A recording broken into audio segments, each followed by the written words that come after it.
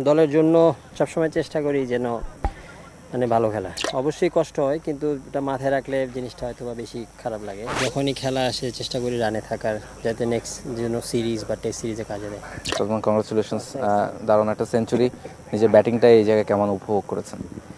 না, তা তো অবশ্যই দলের জন্য সবসময় চেষ্টা করি যেন মানে ভালো খেলা। তো এখন আজকে একটা চান্স আসছে, তো চেষ্টা করছি যে কীভাবে বড় করা যায়, বড় করে ম্যাচটা শেষ করা যায়, এটাই টার্গেট।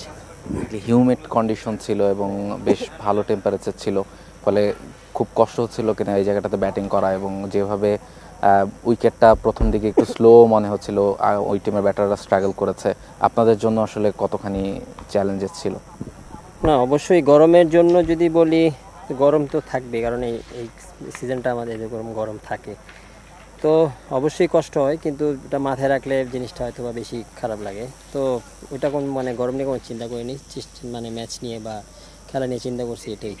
আপনার যেহেতু যদিও ডিফারেন্ট বল গেম, তারপর আসলে সামনে টেস্ট সিরিজ আছে, এই ধরনের রানে থাকা আসলে এগুলো কতখানি হেল্প করবে? তা তো অবশ্যই, রানে থাকলে তো কনফিডেন্সটাও ভালো থাকে।